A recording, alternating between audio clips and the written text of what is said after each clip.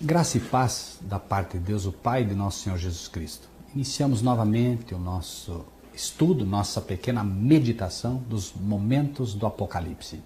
Hoje vamos ver Cristo se identificando com a sua igreja e o trabalho que ele está fazendo pelos seus servos na terra.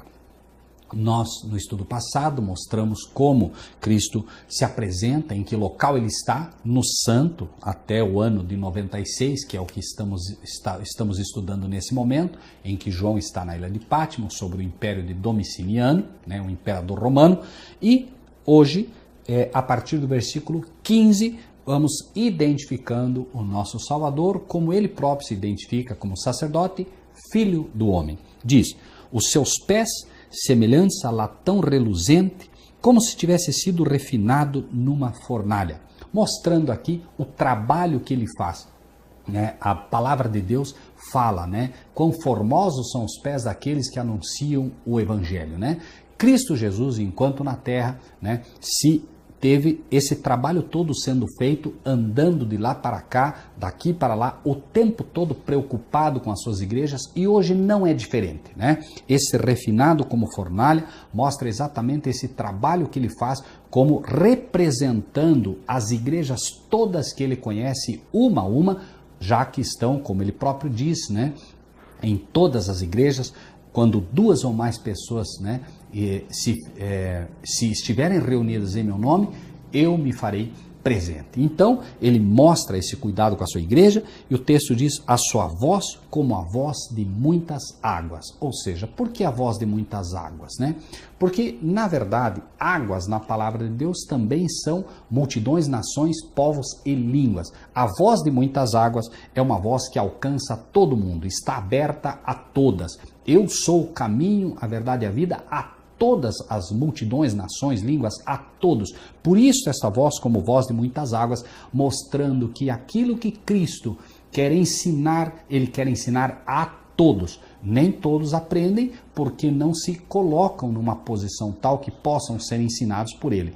Porém, a voz dele continua sendo uma voz de muitas águas porque quer atingir a todos, não querendo que ninguém, absolutamente ninguém, se perca.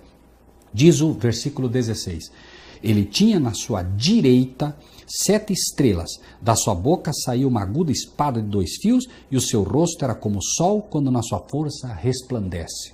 Então, ele tinha na sua direita, a mão direita ou o braço direito é a mão do favor, ou seja, na sua direita 7 estrelas. As estrelas, nós vimos um pouco mais abaixo no versículo 20, as 7 estrelas são os anjos das 7 igrejas. Então, na sua direita, no seu favor imediato estão os ministros, estão os pregadores, mas não os pastores que se autodenominam pastores, mas não pregam as verdades bíblicas. Se o seu pastor não prega o Apocalipse, há algum problema com ele. Porque o Apocalipse é exatamente o livro que precisamos aprender nos dias de hoje. É a história sendo contada hoje, é o tempo em que vivemos hoje. E aqui ele diz, na sua destra 7 estrelas, ou seja, ele tem, os ministros todos têm que estar sobre a mão de Cristo Jesus, porque ele é o único cabeça da igreja. Nós temos que ser obedientes a ele, obedientes à voz dele, obedientes ao que ele diz, uma vez que ele conhece cada um dos ministros que pertencem a ele e, obviamente, está trabalhando no coração de cada um deles. Dos ministros que são dele, repito, por isso 7 estrelas, ninguém fica fora. 7 é o número da plenitude, como já falamos, por isso também é dito aqui que os ministros todos estão na mão dele e ele conhece todos eles. Cristo tem um favor especial pelos seus ministros, porque sabe que os seus ministros é que devem alimentar as suas igrejas. Por isso o Apocalipse é destinado a esses ministros. Representa não só os anjos de Deus, mas representa também, repetimos, os ministros aqui na terra, que são alimentados constantemente pelo próprio Cristo Jesus através de sua palavra. Da sua boca saiu uma aguda espada de 2 fios. Essa espada é a palavra, é a Bíblia. Alguns ministros, ou que se dizem ministros, simplesmente apresentam que o Velho Testamento não está mais em vigor. Mas aqui mostra que da boca dele sai uma espada de 2 fios. Novo e Velho Testamento com igual peso. Por quê? Porque o Velho Testamento, ele é a raiz do Novo Testamento. Um não sobrevive sem o outro.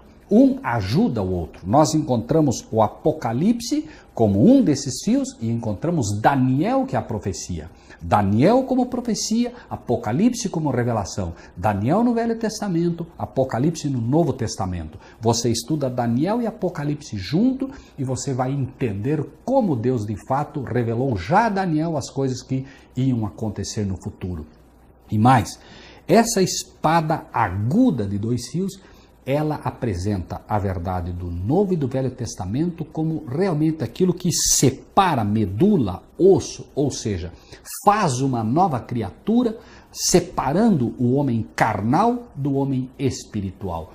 Esta espada de 2 fios é que é capaz de criar uma nova criatura, fazer um novo homem espiritual no lugar do homem carnal. E o Apocalipse não está fora desse contexto.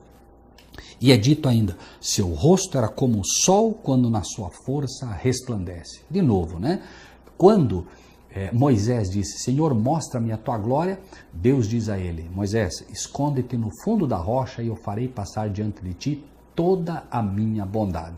Não estranhe então se aqui está sendo mostrado uma realidade que é, assim como a bondade de Deus só pode ser vista em Cristo Jesus por Moisés, também hoje a bondade de Deus só pode ser vista na face de Jesus Cristo. Por isso ele emana a glória desse Deus maravilhoso.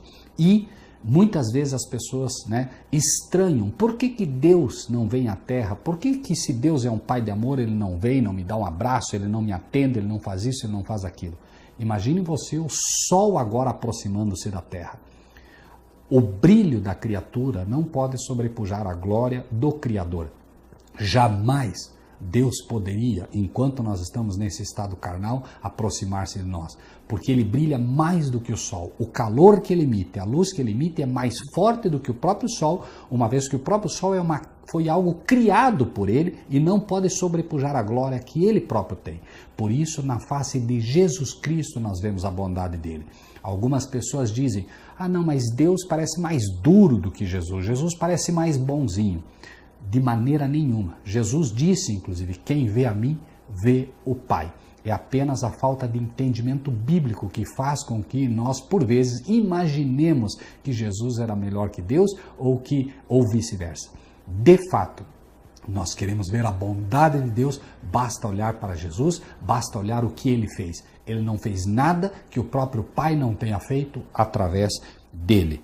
Versículo 17, e eu quando vi, caí aos seus pés como morto. Imagine você agora contemplando praticamente a luz do sol. Claro que Cristo aqui revela apenas aquilo que ele pode suportar, mas ainda assim eu caí aos seus pés como morto. E ele pôs sobre mim a sua direita mão, mostrando favor, direita, dizendo-me, não temas, eu sou o primeiro e o último, o que vive e fui morto. Mas eis aqui estou vivo para todo sempre. Não tenha medo, eu morri, mas eu ressuscitei. E esta é uma promessa a todos os meus servos na terra, todos aqueles que aceitam esta aguda espada de 2 fios, a palavra de Deus, que pode fazer de cada um deles pessoas espirituais que finalmente viverão por toda a eternidade. Amém. E tenho as chaves da morte e do inferno. Hoje existe uma luta homérica. Se você observar a bandeira do Vaticano, a bandeira do papado, você verá que estão ali 2 chaves. O que está se tentando dizer ali é, eu tenho as chaves da morte e do inferno. O papado toma o título de Jesus Cristo na terra, mostrando-se, apresentando-se como sacerdote das nações, como pai de todas as nações. Por isso a palavra de Deus também diz, a ninguém chameis de vosso pai na terra, porque um só é o vosso pai que está nos céus. Aqui está mostrando quem de fato tem a chave da morte e do inferno. Ou seja, do sono da morte e também do inferno. Quem pode livrar você do sono da morte, que foi aquele que ressuscitou Lázaro, e quem pode livrar você também da destruição final do inferno, ou a chamada segunda morte. É Cristo Jesus quem tem, porque ele recebeu do Pai o poder e o direito de ter as chaves da morte e do inferno. Ele venceu a morte, por isso ele conquistou a morte, ele conquistou o inferno. Na cruz do Calvário ele conquistou a vitória sobre o sono da morte, e no Getsêmani, ao suar gotas de sangue, ele conquistou a vitória sobre a morte eterna, que é a separação final entre Deus e o homem. Ali o Pai se afasta dele, porque ele ali assume todos os pecados da humanidade, mas ele conquista este direito novamente, porque em nenhum momento pecou.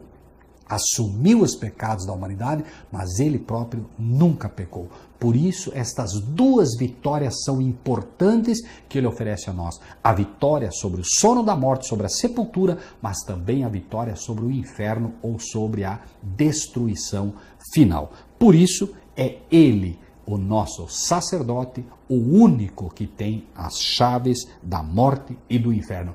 Não seja enganado. Repetimos. Hoje, um ser sobre a terra arroga ter as chaves sobre a morte e sobre o inferno. A Inquisição matou milhares, e esses milhares que morreram como hereges, condenados pelo papado ao inferno. Levantarão naquele dia que Cristo virá buscá-los. Por quê? Porque morreram conscientes de que o único que tem de fato e terá para todo sempre as chaves da morte e do inferno é o nosso Senhor Jesus Cristo. Medite nisso. Que Deus te abençoe grandemente.